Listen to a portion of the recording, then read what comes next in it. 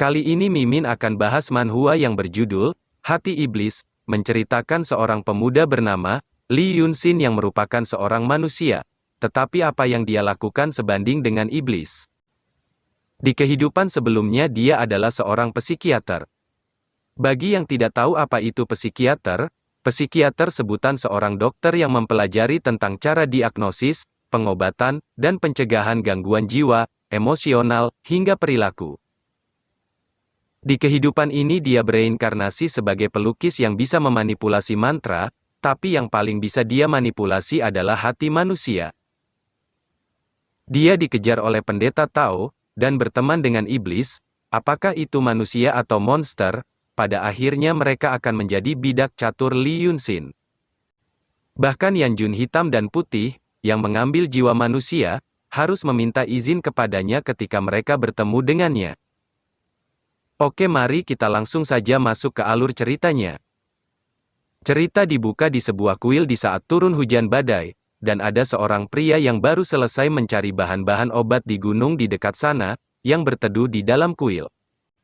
Namun ia seketika terkejut melihat mayat manusia yang tergeletak di dalam sana. Melihat mayat-mayat itu membuat ia gemetar ketakutan. Ia bergegas berlari keluar tanpa mempedulikan derasnya hujan, sambil berteriak, "Bajingan, ada iblis pemakan manusia di kuil."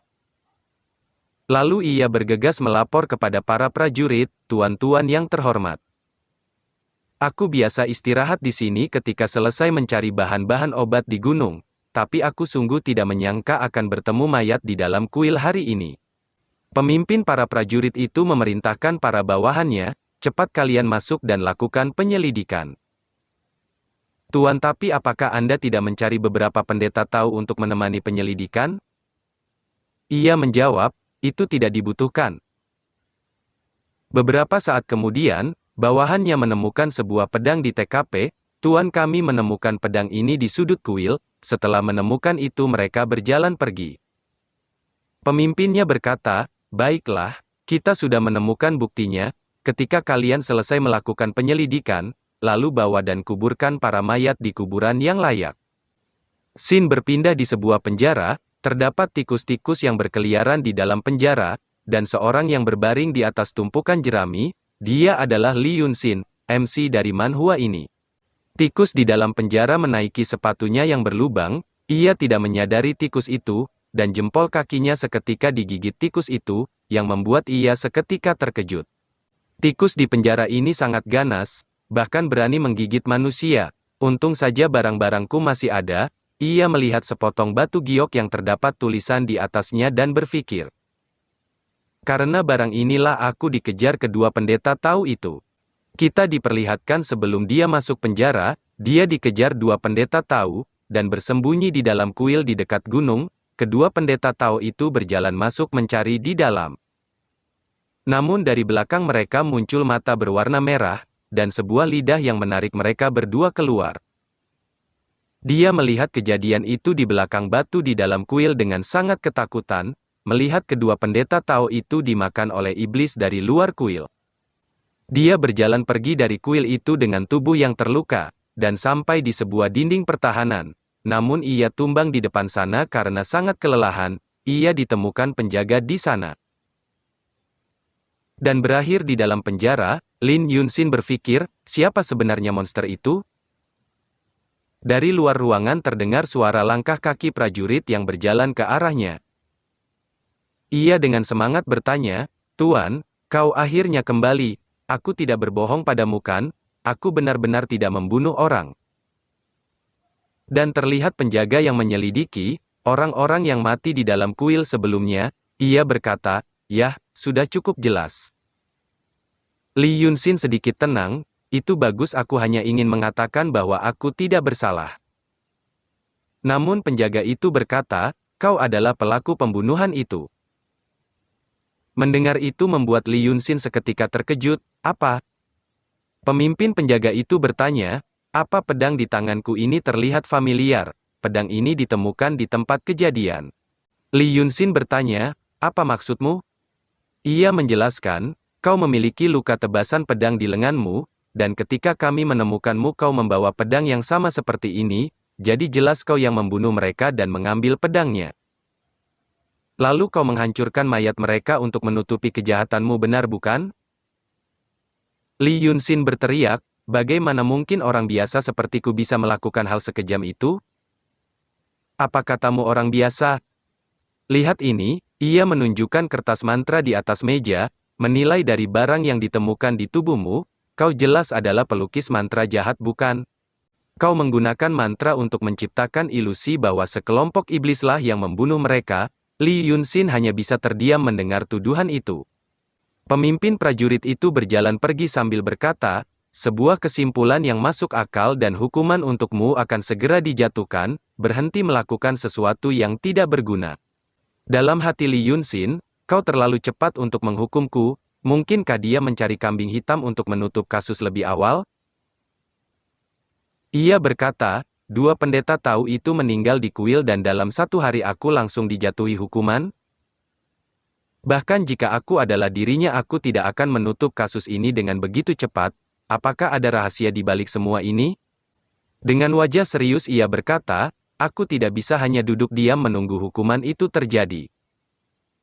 Ia teringat di kehidupan sebelumnya ketika dia dimarahi pria pemabuk, ini adalah takdirmu jika kau mengikutiku.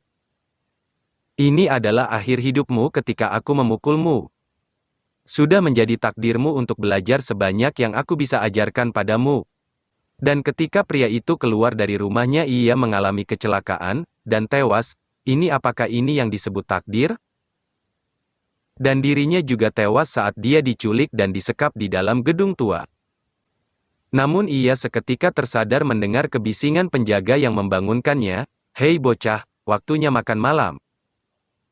Anggaplah dirimu beruntung karena Sing Tao masih bersedia memberimu makanan enak.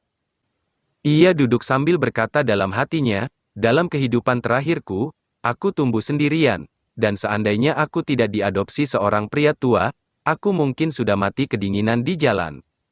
Dan kemudian aku belajar psikologi dan berhasil lulus, akan tetapi pria itu terbunuh oleh seekor babi hutan. Walaupun aku butuh 10 tahun untuk membalas dendam, aku tidak bisa lagi hidup seperti orang normal.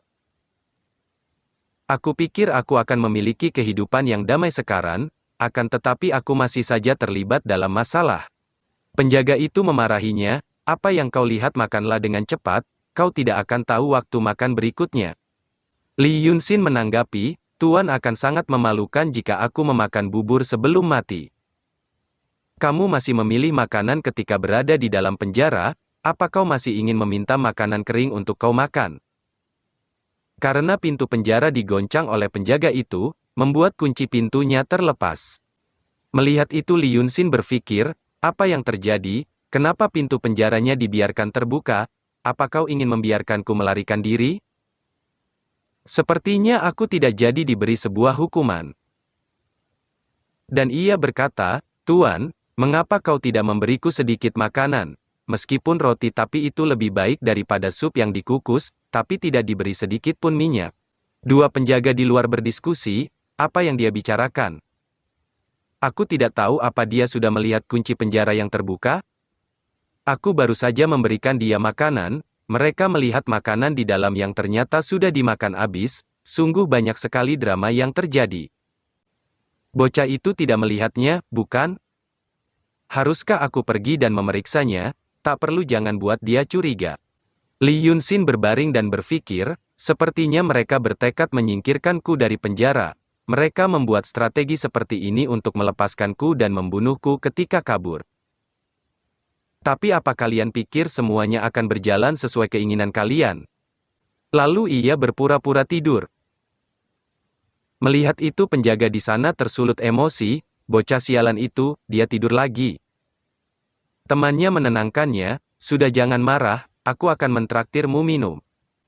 Beberapa saat kemudian terdengar seseorang yang berkata, di sini dingin sekali ketika malam hari, dan terlihat dua penjaga di sana yang tertidur usai minum-minum. Li Yunxin keluar dari penjara dan mengambil kertas mantra miliknya. Namun bukannya kabur, ia pergi menghampiri penjaga yang tertidur itu dan membangunkannya, bangun Tuan, aku akan keluar dari penjara. Penjaga itu bangun dan berkata, sialan bagaimana aku bisa berpura-pura lagi. Sedangkan di luar penjara, terlihat para prajurit yang menuduh Li Yunxin melakukan pembunuhan, sedang menunggu di balik pepohonan.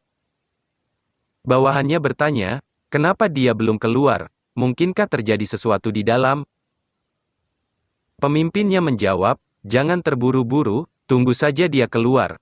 Lalu cepat bunuh dia dengan satu serangan, jangan membuat suara berisik dan membuat dia curiga. Dan tak lama setelah itu pintu penjara terbuka, lalu mereka bergegas menyerang, namun yang keluar ternyata adalah bawahannya sendiri.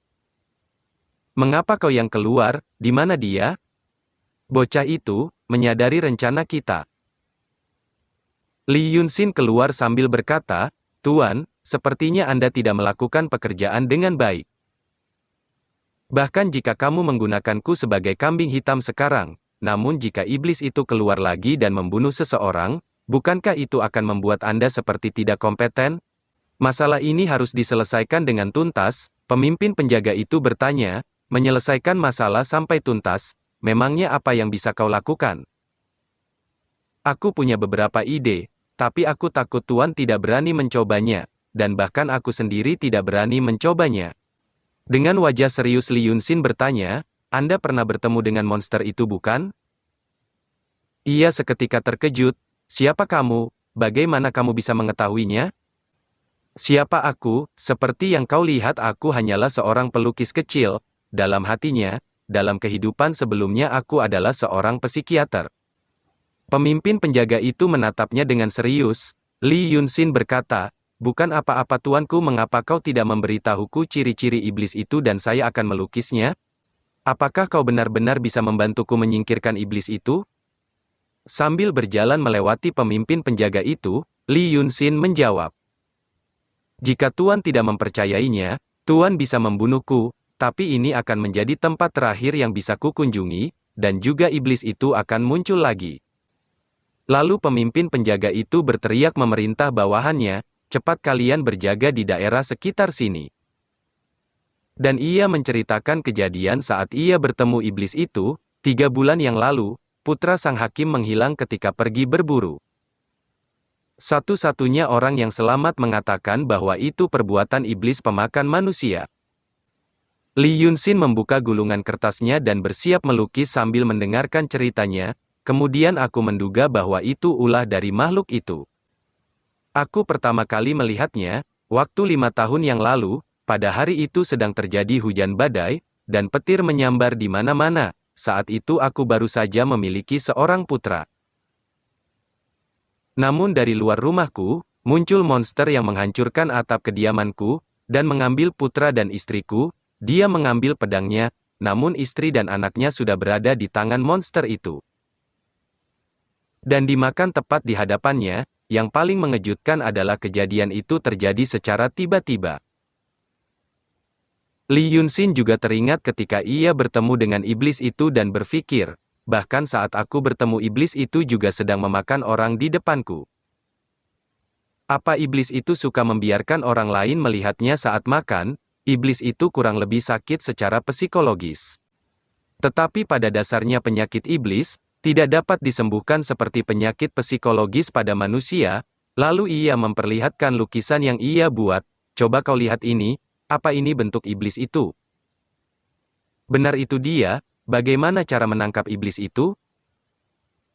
Aku tidak tahu, sepertinya Tuan tidak akan bisa menangani hal seperti ini. Namun yang paling penting bagi sebuah keluarga adalah selalu bersama. Apa maksudmu? Li Yunxin berdiri dan menggunakan sebuah teknik, itu berarti, lalu muncul iblis yang ia lukis tadi dari dalam kertas mantranya, kau harus segera pergi dan berkumpul kembali dengan keluargamu. Yang membuat pemimpin penjaga itu seketika terkejut, bagaimana mungkin? Bawahannya yang berjaga di sekeliling juga terkejut, apa yang terjadi bos?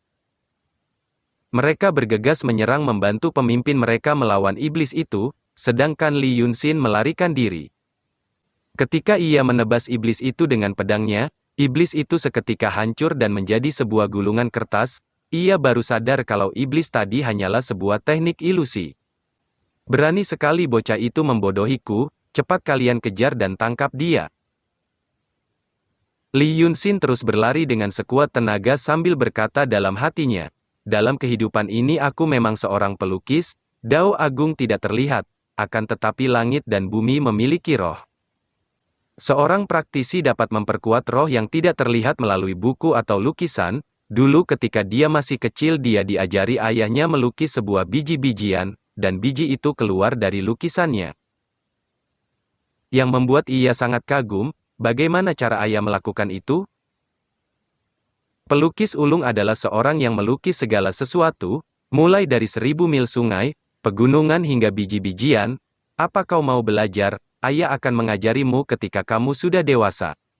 Ia terus berlari sambil berpikir, sayangnya ketika aku tumbuh dewasa, ayahku meninggalkanku begitu saja dan tidak pernah menunjukkan wajahnya lagi. Jika aku tidak dilahirkan dengan roh, aku tidak tahu apa yang harus kulakukan jika aku tidak mempelajarinya dari seorang guru. Jika kedua pendeta tahu sialan itu tidak diselidiki oleh para penjaga tadi, mereka pasti tidak akan menjadikanku kambing hitam seperti ini. Dalam pelariannya, ia ditemukan salah satu penjaga yang mengejarnya. Penjaga itu bergegas memanggil pemimpinnya, "Pemimpin, orangnya ada di sini."